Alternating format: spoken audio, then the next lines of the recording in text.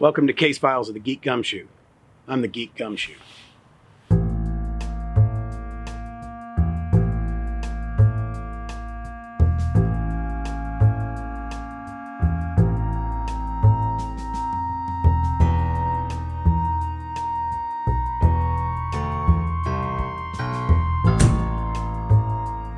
This time around, we're going big, like Bigfoot big. And we're looking at 3 files at once. Recently, there seems to have been an explosion of sightings of the legendary Bigfoot all across the United States. Some may say that it's the encroachment onto previously unoccupied territories of the Sasquatch, or the prevalence of cell phone cameras carried by the majority of people, while others may argue that it's just more folks looking for their 15 minutes of fame in the age of YouTube. Either way, we are constantly presented with interesting footage, and sometimes it's hard to know what's real and what's fake. So while we can't always view these videos and say definitively one way or another, there are certain clues and cues that we can look at to gauge how much legitimacy we can lend to each clip. So let's kick this off by viewing 3 pieces of footage that have been brought to my attention of late. I'm not going to say anything yet. Let's just roll the footage.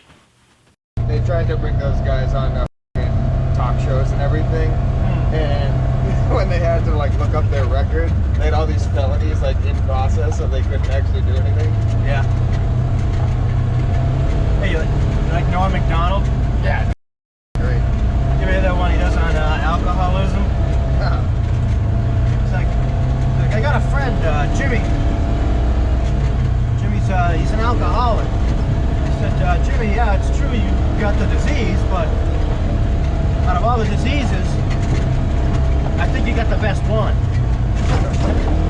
He says, it's the only disease where you get to drink all the time. He says, you go to a bar, you meet a girl who's got the same disease as you do. Great, dude. And he's got a talk show, I guess, now, a new talk show. Yeah. Ross. Well, I remember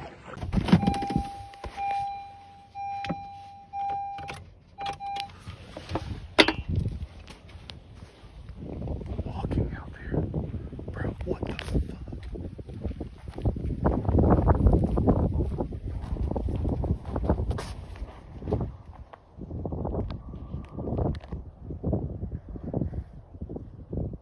What is that, dude?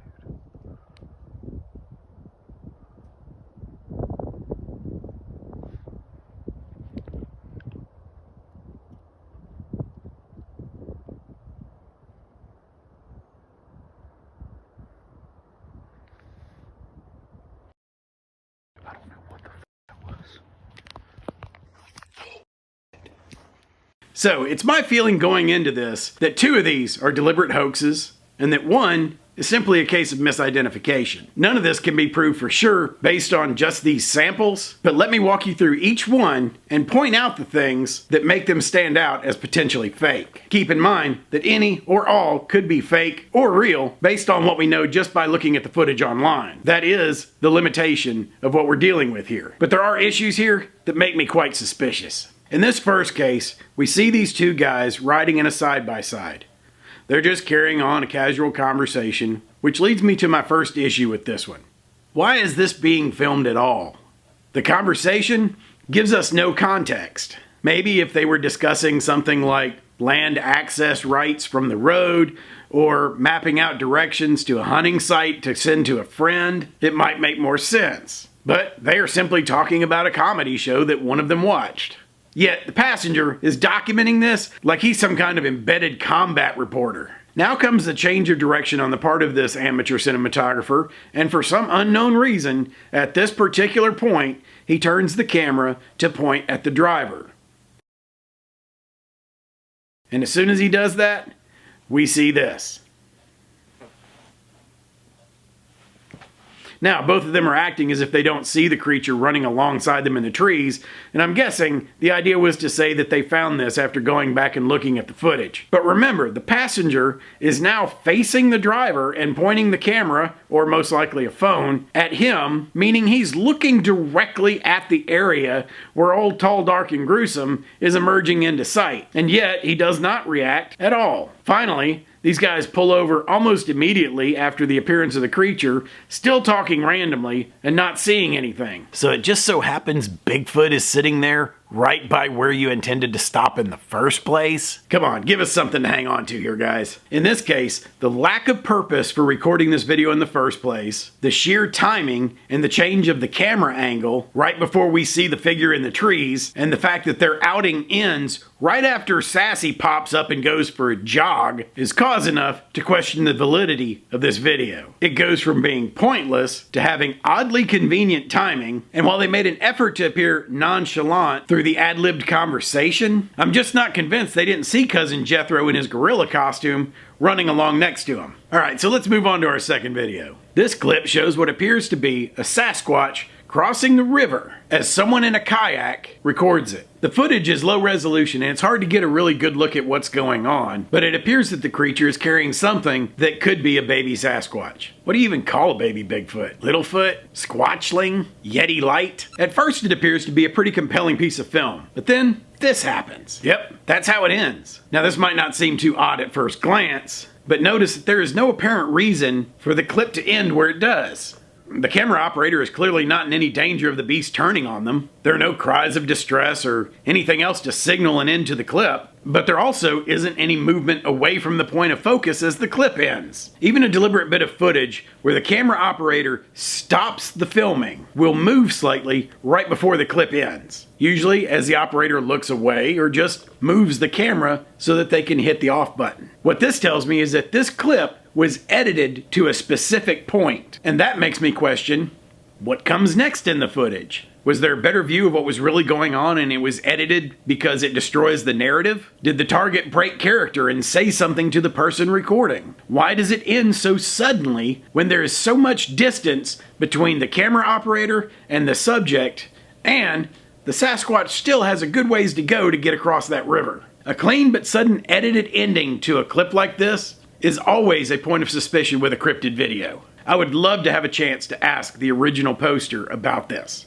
Naturally ending footage shot by an amateur photographer is always going to look a little raw at the beginning and at the end. While the camera operator did a great job of keeping the camera relatively steady on the target, the sudden ending of this clip is out of character and context. This is an indicator of someone who doesn't want us to see how the clip actually ends. Moving on to our last clip. This one shows what the witness said he believed to be a Bigfoot crossing from one wooded section to another. The witness said he pulled off at this overlook and saw something in the grass below, and he started filming. He also said that a dead deer with a missing leg was found in the area near this crossing. Now I can't say that this wasn't a Bigfoot, but I can say that chances are much greater that the witness recorded a poacher prowling around doing some illegal hunting. There's nothing to indicate that this would be a Bigfoot other than the odd coloring, but to me, it looks like somebody wearing a ghillie suit or some kind of camouflage hunting clothing. The presence of a dead deer would also go a long way to making me think this is an area frequented by poachers. Also the fact that I have personally had an experience of having to track a poacher in an area that looked very similar to this. I'm thinking that we're looking at a garden variety, undocumented hunter as opposed to an elusive cryptid. It's certainly an area that I would like to explore and search for evidence to be able to prove one way or another. Now, recorded footage can be quite compelling and sometimes gets more consideration than it deserves. Angles, distance, and factors such as depth of field settings often tell a story that doesn't hold up under scrutiny. Making assumptions like height and weight based on a two-dimensional image and not knowing all the factors that went into it can lead to making some rather irresponsible assessments. On the other hand, my opinions are just that. While they are based in a life of experience, one must understand that I am simply offering an alternative theory to what the original poster is presenting. Don't buy into something just because someone has a flashy bit of video and a cool story. Remember, we live in an age where anyone can be a filmmaker with limited equipment, and likes and views are the currency of the day. And here's a little bonus advice for you from a seasoned investigator. When a content creator poses questions like, "Why would I make this up?" it's usually an indicator that someone made the whole thing up. Do yourself a favor to prevent you looking like a fool. Take videos like this at face value for the entertainment they provide, but always question the little things that others often overlook. If you enjoyed this content and would like to support the program, you can do so by buying me a coffee at buymeacoffee.com. Doing so helps me keep making videos like this one.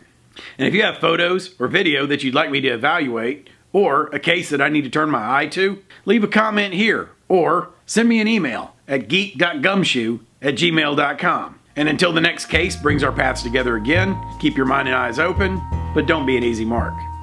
Geek Gumshoe, over and out.